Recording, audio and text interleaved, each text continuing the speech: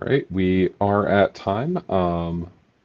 Looks like a couple people filtering in, so I'm gonna kick off the formalities here. Hello, everybody, and welcome to the WIMSE Working Group meeting at IETF 125 in Shenzhen. I am Justin, and here with you are now muted, Peter. And I'm Peter, and we are your chairs for WIMSE meeting at IETF 125. Yep. Unfortunately, neither Peter or I could make the trip this time around, but huge thanks to Ori for sitting in the room to try and keep all you troublemakers in line as best as he can. So, huge thanks to that. Huge thanks to our note taker. And this is the note well. Please note it well. I know it's only the second day of the meeting. You haven't seen this a million times yet, but you will. And basically act professionally, treat each other with good intentions, and try to have good, productive conversations about the work items. Anybody that is there in person, please use the on-site tool. Please do actually log in, because this tells us how many people actually showed up in the room. Since we don't pass around a blue sheet in the room anymore, this is taking the place of our blue sheets. So please log in. There should be a QR code somewhere in the room. There's usually one on the mic line. Scan that, or pro tip, you can just go to the agenda page and get the links directly from there. Please try to use the on-site tool. Remote participants, of which there are a few of us, unless you are actively speaking or presenting, keep your camera and mic off. This isn't an office Zoom meeting where we need to see everybody. Please keep those off unless you are actively actually presenting and speaking. So welcome to WIMSE, getting a lot of mileage off of our radically over busy AI generated logo thing. This is all about workload identity in multi-system environments. We have a packed agenda today. Peter, you want to go over how we're going to run things? Yeah, certainly. Of course, we will start with our chair updates, and then for this meeting, we are only focusing on adopted work. So getting quick updates, both on terms of work done, but also hearing from authors and editors about the path forward to how we get to completion. We've got a bunch of work. We are at the 2-year mark now for WIMSE, and so it is time to start finishing things up. And so not going to read out the agenda for folks. Thanks to everybody who's already contributed their time and prepared presentations for today. And then at the end, I think to wrap up, Justin and I will talk a little bit about, we'll have some time for any other business, but basically starting to think about, as we wrap things up, where do we also go next? But certainly wrapping things up before we go anywhere next is critical. So thank Absolutely. you. Go ahead. And then in terms of our working group resources, of course, the mailing list as always. Please feel free to visit our GitHub and website pages. Plenty of links and easy ways to navigate to all of the content that we use in these meetings and that's being developed by the working group. And speaking of work that's being developed, we have 7 active drafts in our working group and have not yet delivered one. You'll hear this theme a couple of times today. We are trying to get these over. We've got one in last call right now, and we'll have a presentation on that towards the end. But as you can see, we've got a lot to cover today. We are going to try and keep things pretty tight on the schedule. And as you will notice, with these 7 drafts, 4 of them are relatively new from last time around. Because if you remember the strange metaphor that we gave you last time, there was this strange elephant of WIMSE credentials just kind of sitting out there, and the chairs came along and scared everybody and declared that we were going to break it up into 4 drafts. And by the way, huge credit to my 13-year-old Fox who drew this comic for me the other day when I described this strange scene. He was just like, "I got you, Dad. We got this." Absolutely love this. It's amazing. So we are going to have presentations for 3 out of these 4 drafts. The goal here is, of course, to turn everything into gazelles, which means we want them to move quickly so that we can actually get things going and get them across the line. Really excited that we have the opportunity here to do that exact thing today. You'll also have noticed on the list that there's been a lot of discussion on other ongoing work. A lot of people are really excited to bring new work on the list, but if you want to do something new, you got to help us finish what we've already signed up to do first, right? And we'll hear about the one draft in last call. We've got a few drafts that we are pretty sure are close to last call that we're also going to hear about today. Um, all of this information, the sessions, the slides, recordings from back sessions, all the documents are going to be linked from our working group webpage. So please go check that out. And with that, we will have the first presenter up, which wait, is it identity credentials? I didn't put these in the right order. It's credentials, right? Yes. That's right. Okay. It's credentials, Justin. Okay. Thank you. I'm sorry. It hid the agenda when I went to pull up the slides on me. Okay. So who is presenting that from the room? I saw Brian walk in, so I'm gonna claim it's Brian unless somebody else volunteers. And it's got a beautiful photo on it, so I'm assuming this is Brian. It is not my photo, as aren't put down there on the bottom left. And I think this Oh, is exemplary of coordination amongst an author team that is above reproach. I just found out I was going to do this one a few minutes ago. We haven't been super coordinated, apologies, but I'm going to try to take this one. all right. Fantastic. Take it away. But I'm not going to finish my piece. It's funny. I enjoyed it. Okay, the credentials draft. Basically,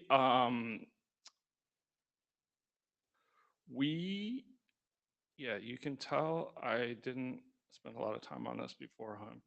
We recently, as in right around the time of the last meeting, made the decision as a working group and as an editor's team to split up what was the service-to-service authentication draft into sort of its component parts. Laid out here, those are the workload credentials, authentication with HTTP signatures, authentication with workload proof token, and authentication using mutual TLS. The draft I'm discussing today is just the credential piece, which defines basically the workload identity token in JW2 format and the workload identity credential X509 format, which is really just regular X509 with a little bit of text explaining how you represent WIMSE subject in a SAN and some security considerations around all that stuff. So what have we done since 124? Almost nothing.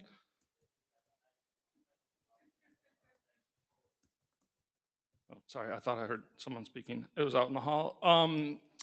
We did reference back to the WIMSE identifiers draft and pulled out content where this draft itself was veering into the area of defining the identifier itself, and pulled that all out and just directly referenced the WIMSE identifier, which is a good thing, but we haven't accomplished a lot. My apologies on behalf of the entire editor team for being somewhat remiss in that regard. Yeah, and I'm 6 minutes ahead of schedule. That's all we got. Kathleen, go ahead. So this may sound like a silly question, but Brian, when you were speaking, you referred to the fields within the certificate as the credential. And so I had been thinking of this all along as the keys are the credential, right? You're going to use your private key to sign content. It would help me as I'm reading through these drafts to understand your usage more then, because I think that might be one of the places where I was misaligned in the language. So just the use of terminology. You're calling a credential the identifiers that get assigned that are specific to the workload, and I read all of that, I understood all of that, but I wasn't equating, that to me, that was an identifier. Okay, I might have misspoken just now, a little Sure, bit on there's jet lag, terminology. no Are worries. you speaking to the content of the draft or the content of the words that I just sort of stumbled over? Because The words of a jet lagged person, I'm sorry. okay, I meant to describe it, and maybe this helps, maybe it makes it worse, is the credential is effectively the combination of things issued to the workload through some mysterious magical out-of-band process, but it Yeah, is the public key pair as well as some kind of binding of that key pair to the workload identifier, either in the okay, form of a certificate where the certificate encodes that identifier in a subject alternative name, or in a JOT where it's encoded as the subject of the JOT. okay, all And I right, so hope you that's had talked. represented in the draft, and hopefully your confusion was just based on my stumbling of my words previously. But if not, I please provide some feedback and we'll try to clean that up. Okay, great. I will go through the draft again. I did find things like that as I was going through. My first pass when all 4 documents had just split out, but I think they needed another pass, so I'll go through them again, assuming the authors have done some work. We've almost done I'll help. nothing. Okay, But so I'll your help. feedback I'll would help still if be appreciated. Yep. Thank you. I'd love to make sure we get these clear so that they're very Yes, usable. absolutely agree. Thank you. Thank you.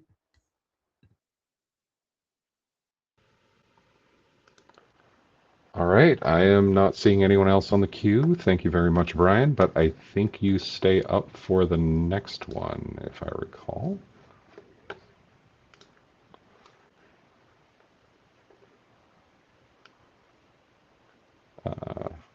Are there slides? I don't actually see slides for We don't. workload. Oh, there it is. There it is. It was just at the Oh, bottom. there we My go. bad. All right. All right, we're good.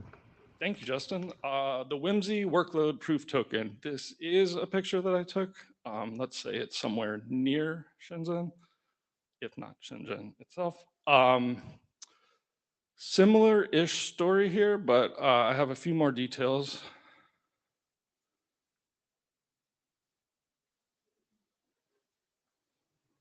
You lost. I got it. Oh, does it need to be? There you go. Should be good. There we go. Okay, a little bit of context, kind of the same context. We split these things into 4 documents. You can kind of see that through the document history stolen from the data tractor. But the service-to-service document got split into credentials, signatures, WPT or WIPIT, and MTLS. I'm trying to show basically we're here in the context this presentation talking about the workload proof token itself. And that workload proof token is the mechanism to take the JOT credential that I discussed in the previous presentation and show proof of possession on an HTTP request, or maybe easily some other type of request, of the private key associated to and bound into the WIT through a sort of simple JOT signature mechanism. So similar question, what have you accomplished since Montreal? And the answer is not a lot, but a little bit more than the last one. Clarified a little bit of treatment around the JTI claim. The JTI is a standard claim in JOT. We had some confusing language about how to kind of profile and use it. I've tried to structure that just deferring to saying it's just a unique identifier. Here's a certain amount of entropy you can put in there to make sure it's unique, and hopefully simplified how that works, as well as the treatment on the validation side, like what you might want to do in checking those for repeated use, and some considerations about what that might entail, how difficult that might be in certain distributed environments, and what you gain from it. Hopefully, I feel like I just said more there than I actually wrote in the document, but hopefully it's better described and easier to deal with.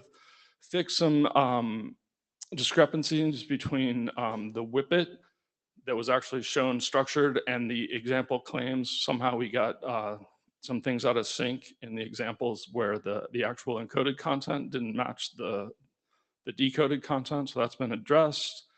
Inline the ABNF for the WP, I should follow my own pronunciation, for the whippet header.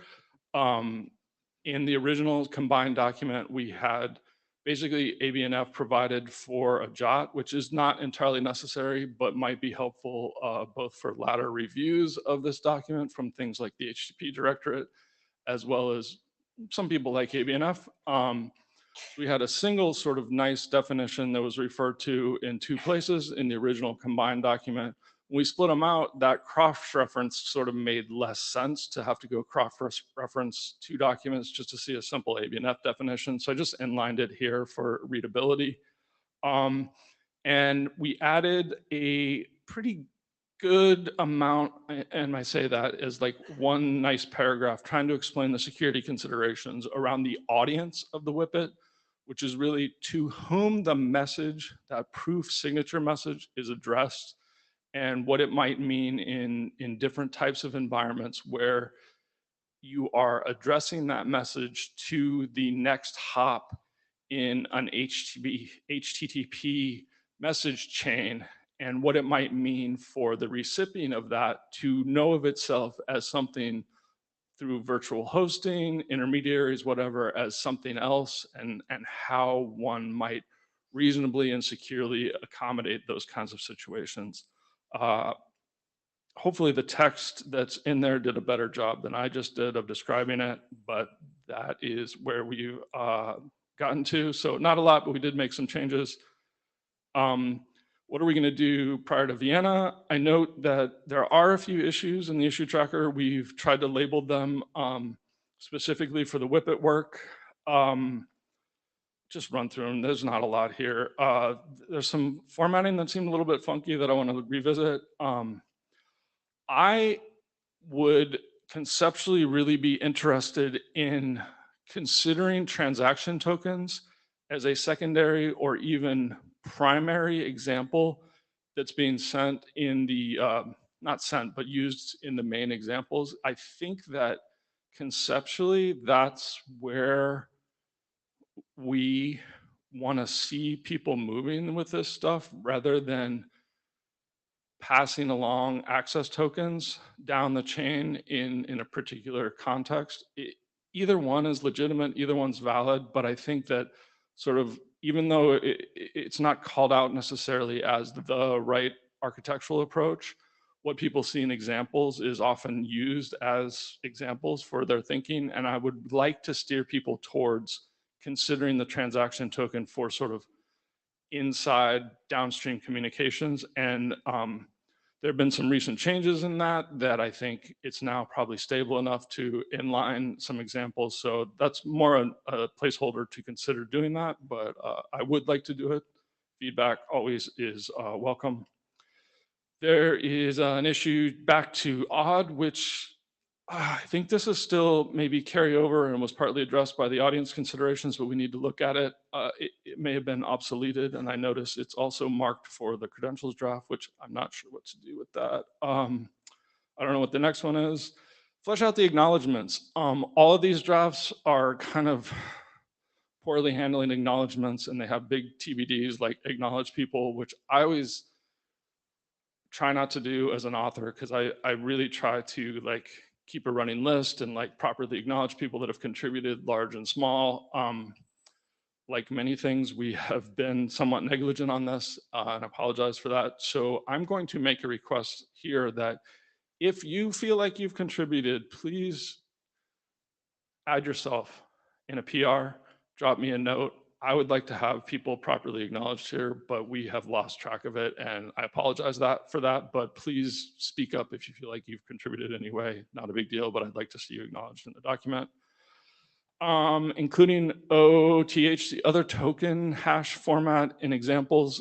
We added this a long time ago, and I'm not convinced we actually want to spend a lot of time on this, so it's just there. And define security goals. As I see my time counting down, this is, I don't know what to do with this at this stage. It's an old issue, I think, entered by one of our chairs wearing an individual hat. I think we have in some ways addressed it, but I'm not sure we have fully. And we've been sort of circling around whether and what to do about it. So just noting it, nothing to do there. And I see the flasher there. So what happens after Vienna? There's another meeting, and it was a chance to throw in another picture there. So that's all I got.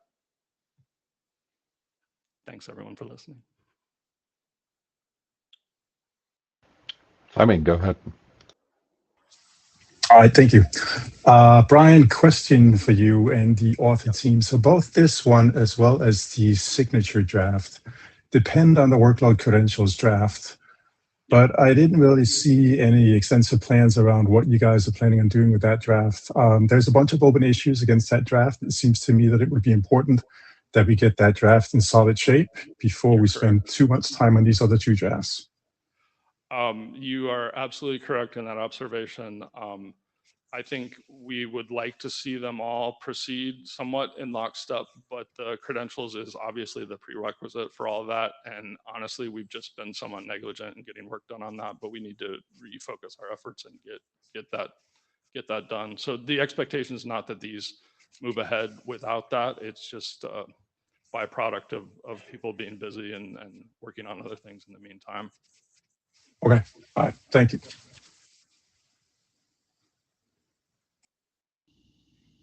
All right. Thank you, Brian. That's all I see in the queue. So we're going to pull up the next presentation. Thank you. Yaron, you are up. I find the slides. I think I might be, this is Joe, I think I might be presenting for your own.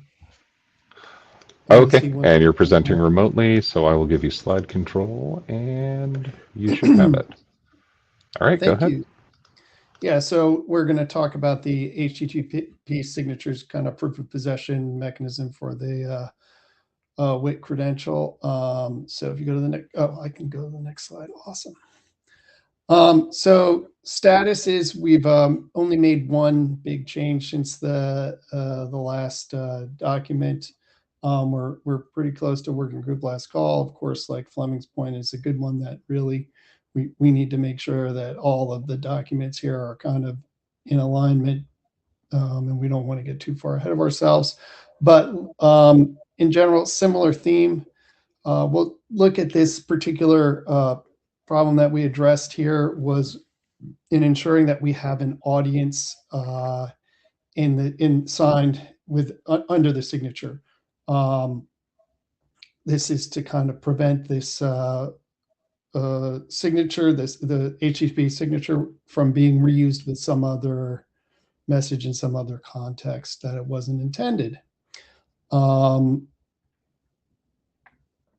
So we've added some text around this. There is a little bit of complexity here in that, well, what we want to put in is the URL that you, or the URL that you are trying to connect to. Probably URL is not quite the, well, okay, URL is probably fine, but the trouble is in some environments that URL that you see is different than the URL that the service thinks it is being addressed by, because of rewriting either in the client or on the server or in some place in the middle. So that's the one bit of complexity that we need to account for in the text. But in general, the proposed solution here is that the entire URL up to where the request target, including the request target, is signed, whereas previously not all of that was signed before. So this takes care of that kind of gap that we had. There are cases where you might have to use a deployment specific value that you would understand what you would need to do in your specific deployment. But barring that, we would use the request URI. I mean, sorry, the entire URI. Yeah.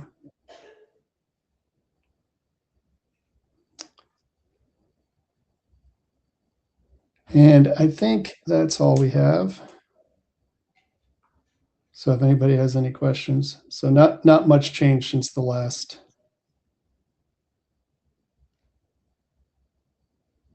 meeting. Brian.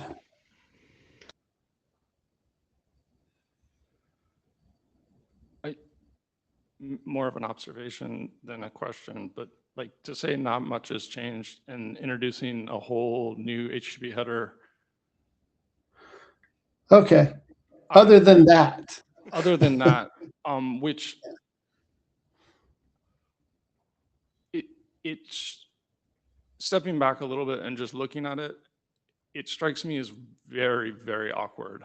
And I have some reservations about that kind of approach. I know I'm sort of divorced from this draft right now, but I would not personally want to proceed with that kind of construct. So I just want to maybe be on record as saying that. Okay. Do you have an alternative, like, because do you think that audience is important?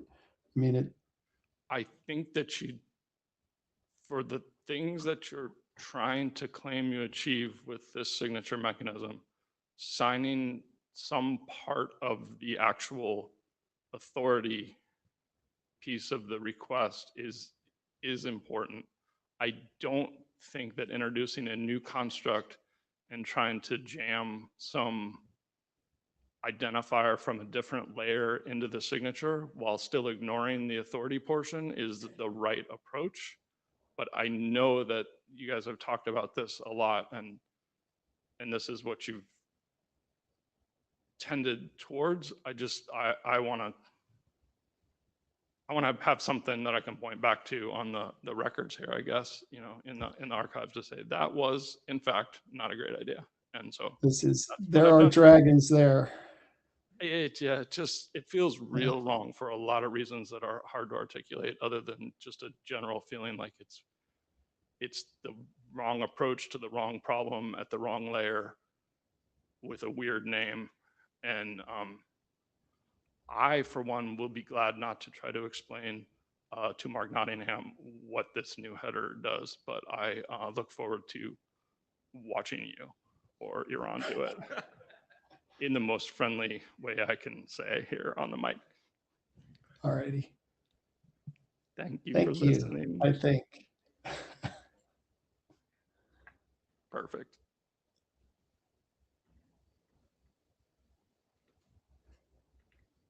Any other? All right. I don't see anyone else on the queue. Thank you, Brian. I think that was within the note well, be nice category, or he didn't kick you out, so I think we're good. Thank you, Joe. And we will go to the next bit. We do have some time at the end if there are sort of follow-up questions that anybody has here. Next up actually is Joe again with the WIMSE architecture. If you pick the one that says the update, I don't know which one it is, but it doesn't really matter if you don't. There's a slight, I uploaded 2 decks accidentally, or not accidentally, on purpose. Okay, so that is update. There it is. Yep, I got it. I probably should have just used the same name, and it probably would have worked out fine. But it does replace it if you use the same name. So I'm going to hand you control, reset your timer, and we're good to go. All right, so I'm here to talk about WIMSE, the architecture draft, and this is on behalf of my co-authors, Yaroslav and Hannes. We're on draft number 7. Lucky number 7. Let's see. So updates since last IETF. We've done a couple things. We've completed the move of the identifier text to the identifier document, which was, a pretty important thing to do since that document has a life of its own. We've redefined, or not redefined, but we've defined workload instance in addition to workload. Those definitions are on the next slide. But one of the things we're not going to get into here is what exactly does identifier refer to in these cases. That's something that's more of a topic of the identifier draft, which is, I think, after this presentation. We also spent a little bit of time revising the bootstrapping section, which had caused a lot of discussion in between at the last IETF and in between times. Tried to improve the text on attestation to, really what we're looking at is attestation within the context of this bootstrapping process, and it's not the only thing that can be done with bootstrapping. And so we've tried to clarify some of those things and show where there can be variations from the diagram that we had there previously. So please take a look at that. This section is still a work in progress. I know that there have been some suggestions made. I didn't get a chance to incorporate those before this IETF, but we'll be looking to do so soon after. And thank you for everybody who's made comments. And similarly to Brian's comment, we do need to make sure that we have people acknowledged for this document. There have been a lot of people contributing. I have a pretty good idea of who they are, but if you feel you've contributed, either drop us a note or pull a PR, and we'll take care of it. Okay, next slide is the text. Well, too quick. The text for workload instance. So we have the workload text, which is pretty similar to the text we had previously. A workload is an independently addressable and executable software entity. This may include microservices, containers, virtual machines, serverless functions, or similar components that initiate or receive network communications. A workload typically interacts with other parts of a larger system. We've also added a definition for workload instance so that we can start talking about these things kind of separately, because Fleming and others have made a lot of comments on like it would be important of distinguishing between, or distinguishing what an instance is and maybe other things as well. So a workload instance we have right now is a single running instantiation of a workload at a point in time, such as a container, a VM, a serverless invocation. Workload instances may exist for a very short duration of time, a fraction of a second, and run for a specific purpose, such as to provide a response to an API request. Other kind of workload instances may execute for a very long duration, such as months or years. Examples include database services and machine learning training jobs. The number of instances for a workload may vary over time due to scaling, failover, or orchestration behavior. So if anybody has any concerns about this text, we can discuss it now. If not, certainly can discuss it on the list or in the repository as well. Hank?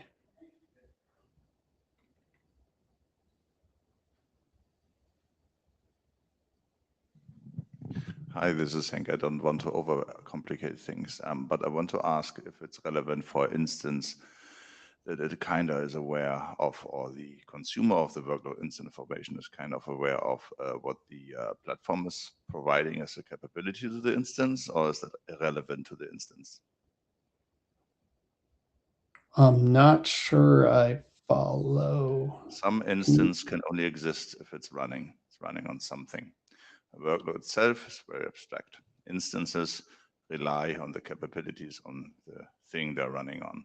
Is that relevant for the definition of a workload instance, that is relying on the capabilities it is running on, or is it overcomplicating things? I think that's overcomplicating things. I think, but like those details may come out in other parts of the system. Yeah. But like as far as like what an instance is, it It runs yes, on things. That it is is the running point of somewhere. instance, right? So, I mean, and if you ignore the thing that an instance has to run somewhere, I don't understand the differentiation. Well, I mean, maybe it does need to be in the definition. I don't know that it significantly adds to what we would do. And the other thing is what it's running on can also have an identity, right?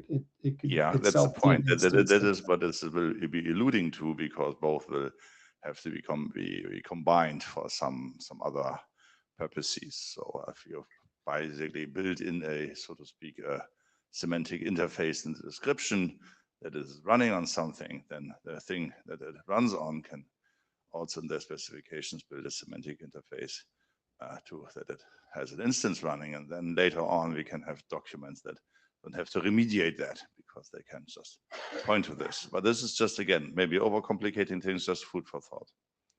Yeah. Okay. Thank you. Kathleen? Just trying to help. So I think it can stay separate. I see where Hank is going, and that can be a layer added later, I think. So I think there's room for it with what you have. It doesn't preclude what he's talking about coming at a later point in time. So I think that's better. Okay.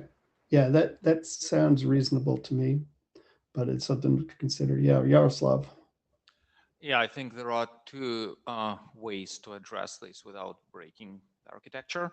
For those deployments where instance location host matters, that can be encoded in path of identifier.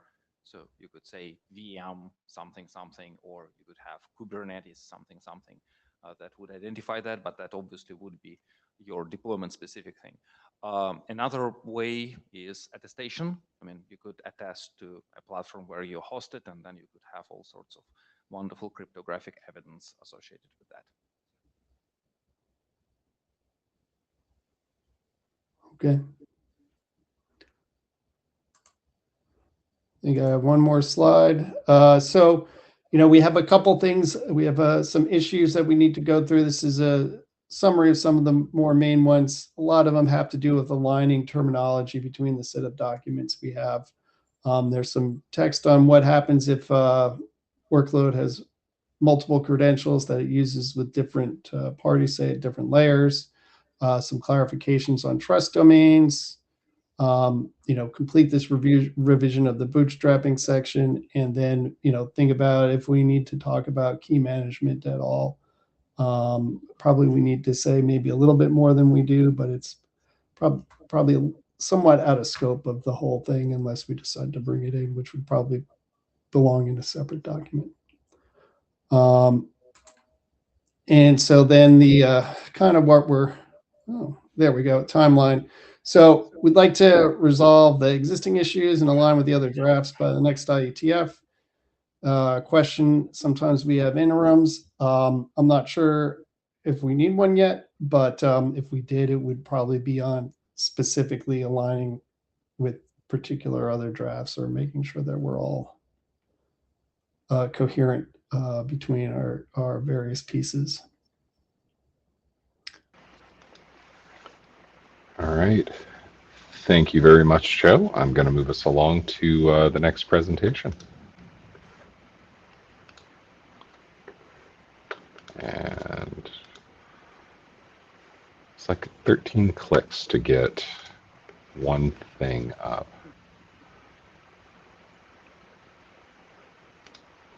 There we go. Like you need agentic AI. Don't even.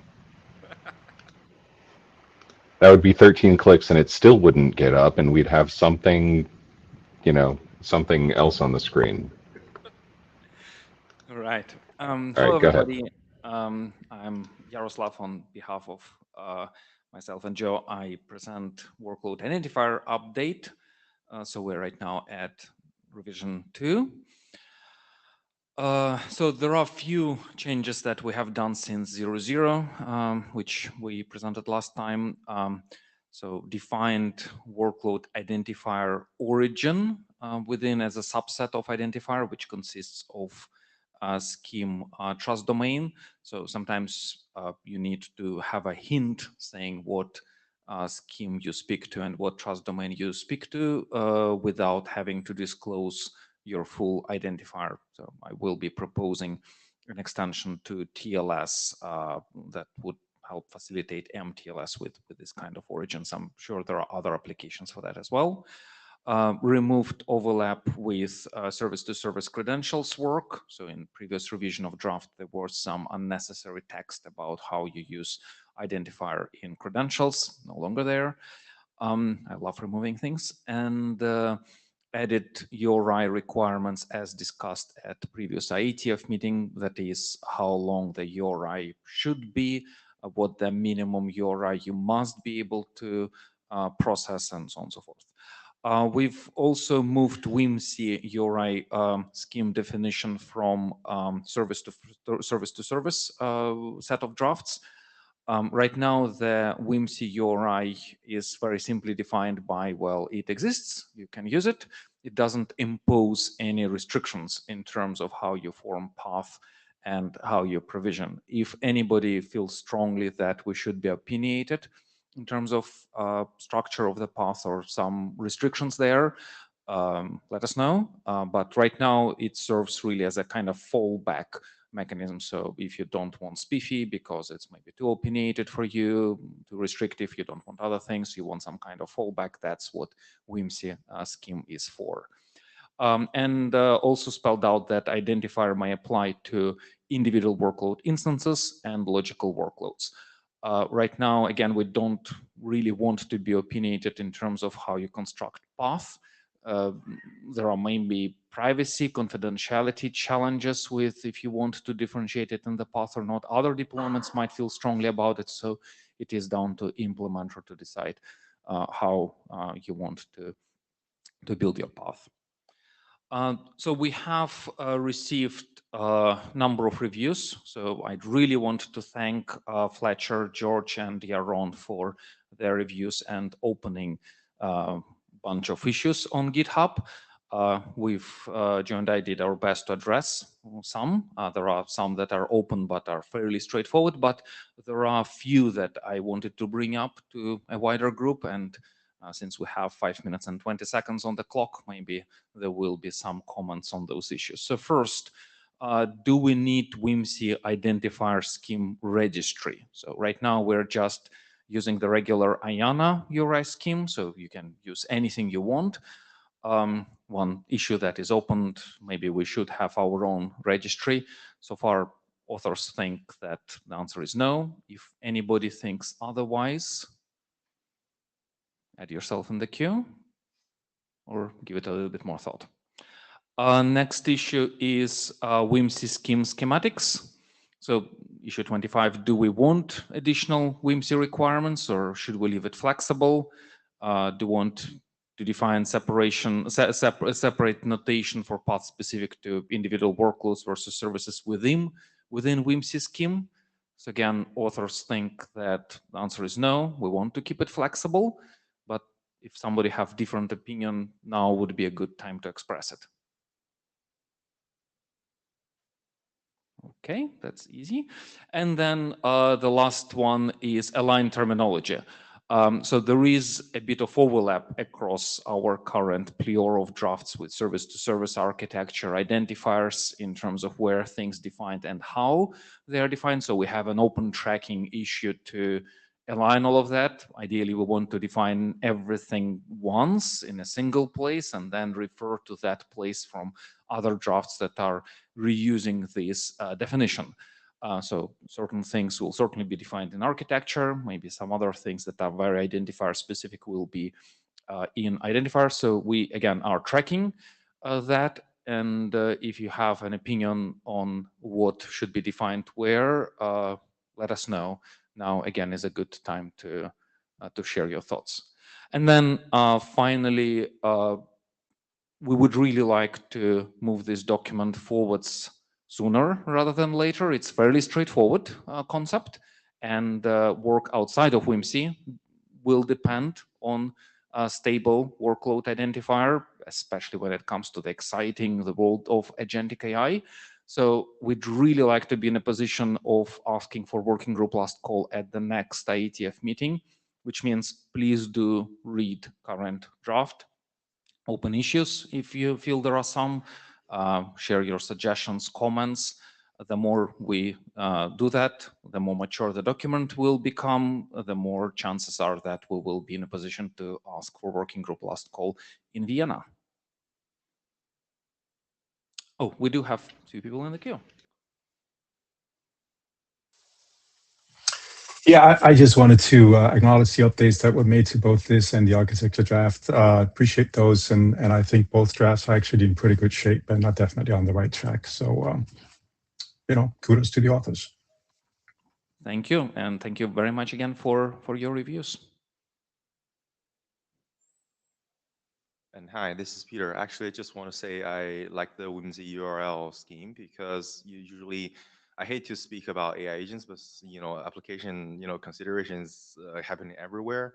So I think the problem is the public domain is trying to define some kind of global parsing mechanism that's must consider the gaps between the global resolution versus local resolution, and consider the global may use DNS or similar infrastructures. So the first top level identifier could be the trust domains of each different administrative domain. So I think this could be a really good design to help connect the global and private administrative domains. Thanks. Thank you. Looks like we drained the queue. Thanks, everyone. All right. Thank you very much. And Art, you are up next.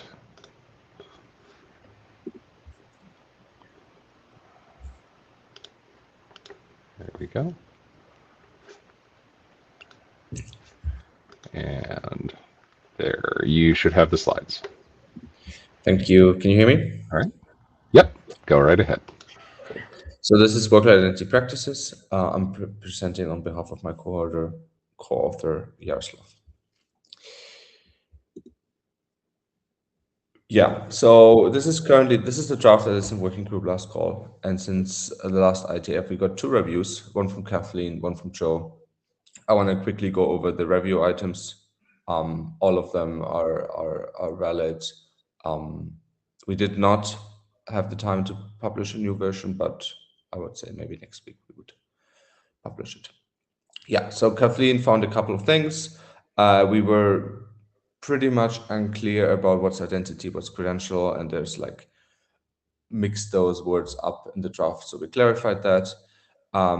We also clarified what federation actually produces. Sometimes we said credential, sometimes we said identity. We wanted to have consistent terminology across the credential types. In the draft, we mainly talk about JSON Web Tokens, but we also have X509 certificates in there. And also to tighten a bit the SPIFFE terminology in there. Yeah, Joe also gave us a review. One part he saw is that if you are a workload and you want to federate to multiple identity providers, you always want to have an own token for every one of them, right? You don't want to have one token with multiple audiences. You want to have a dedicated token for each of these identity providers you would federate with. So that has been clarified. He also proposed consequences for security considerations. So prior we said you should not do that, and Joe added like what would happen if you would, sort of thing. So that's very good. And he also asked to differentiate from the workload entity document. And that is an interesting aspect I want to bring up. So workload entity document is a bit undefined here. There's not really a name for it, but cloud providers offer instance metadata endpoints most of the time on a non-routable IP, and they often issue 2 distinct types of documents. One of them are access credential. AWS IAM roles, Azure Managed Identity, GCP Service Account, for example. And those can be used to access resources within the cloud. You want to upload something to some storage bucket, CDN, access a database. You often get those already audienced, and particularly for that cloud environment, whatever identity technology they may use.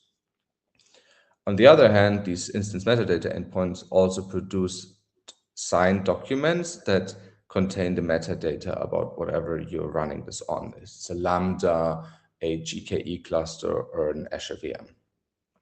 It contains account, region, type, name, labels, whatsoever. And those two things need to be distinguished, and it kind of results in two different flows. So for example, if you want to access resources, you use the access credential part, and if you want to federate, you use the signed instance metadata document. That's at least where I got to. Yeah, it's an interesting part where I don't think we've ever talked about it, so I wanted to bring it up. We're still proposing text for it. I also looked at how it looks for Kubernetes, SPIFFE, and CI/CD patterns and service meshes. Those platforms don't really differentiate there. It's mainly the cloud providers that do. But yeah. So this is currently happening. And yeah, in general, this has been in working group last call for a while. So please bring in the reviews. Yeah. And I also want to acknowledge everyone who has contributed over time. It's a lot of people. I believe this has been the first WIMSE draft, even before WIMSE was a thing. So let's get this over the line. Thank you.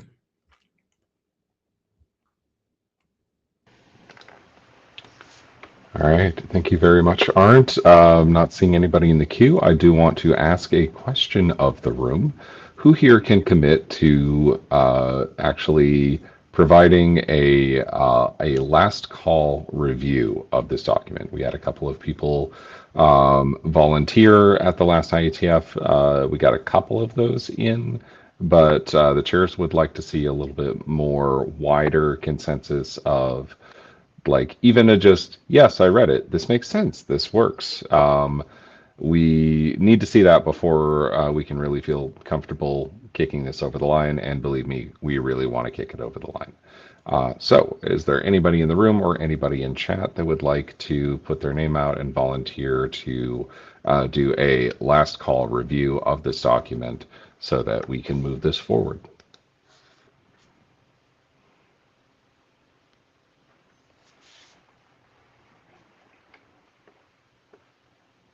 Fleming offered to review. Thank you very much. I appreciate that.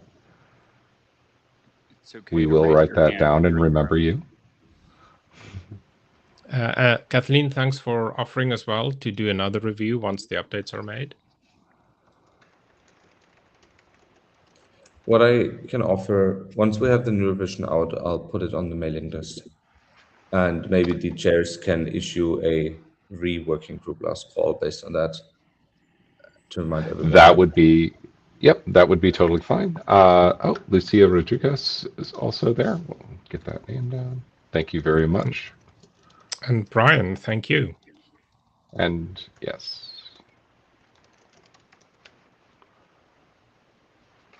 Third time's a charm. All right. Thank you all very much. At this point, that is the end of our presentations, but we have a few minutes to discuss sort of any other business. So the mic lines are open. I do want to know if anybody has anything that they would like to discuss here. Give folks a second to sign up.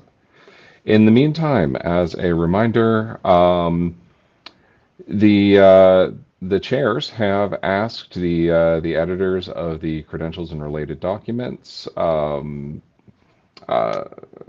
Well, the goal of splitting up the documents was so that we could progress them in sort of as a loosely coupled independent group. And I personally heard a lot of there hasn't been a lot of work done And that can sometimes be an indicator that there's not a lot of work to be done.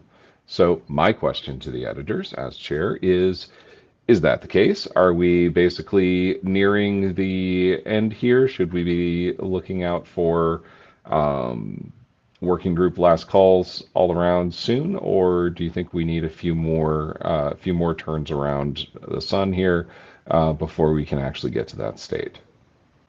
And I'll take any and all sentiments from our cadre of editors here. Yeah, go ahead, Brian. Kathleen's in the queue. No, but okay, you're we can- directly addressing his question. So go ahead, Brian. Yeah, Yes.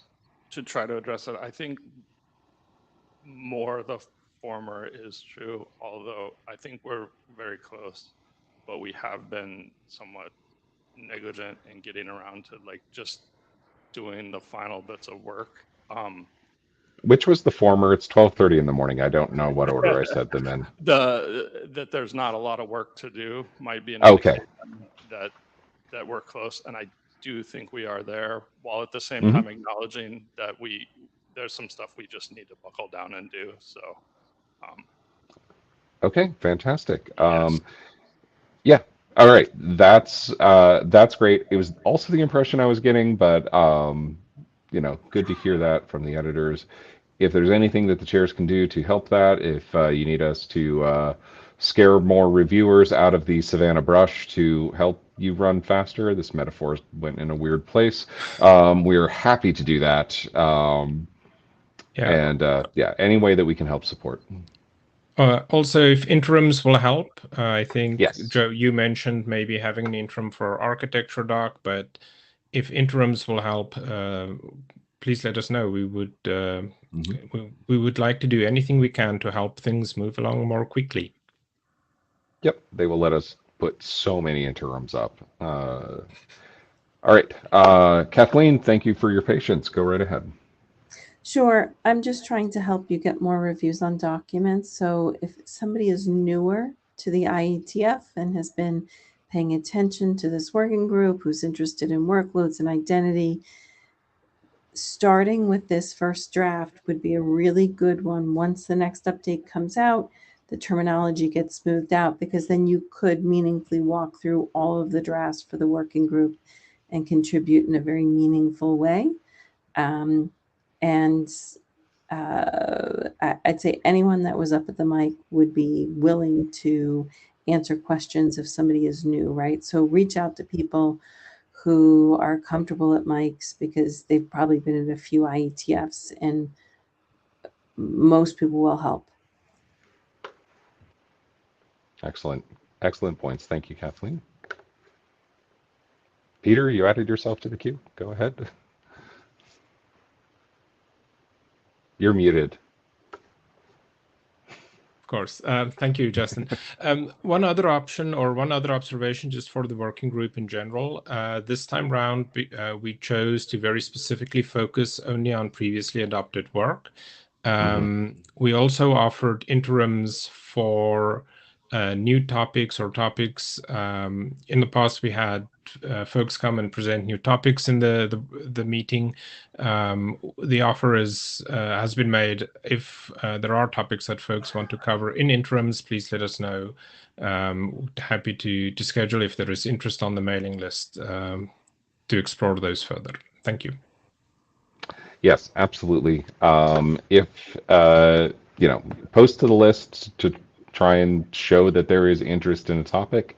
We are very happy to schedule an interim around anything specific, even if it's not directly WIMSE work. As folks may recall, one of the goals of WIMSE was to create a forum for discussion around workload and related topics. So, very happy to create that forum, and the interims are a great way to do that as well. So with that, I think that about wraps us up. Thank you all for coming, and we will see you in Vienna. Thank you. Take care, everyone. Thanks to the note taker, and thanks once again for sitting in, Ori. Thank you, Ori. Bye. Thanks, chairs. Bye-bye.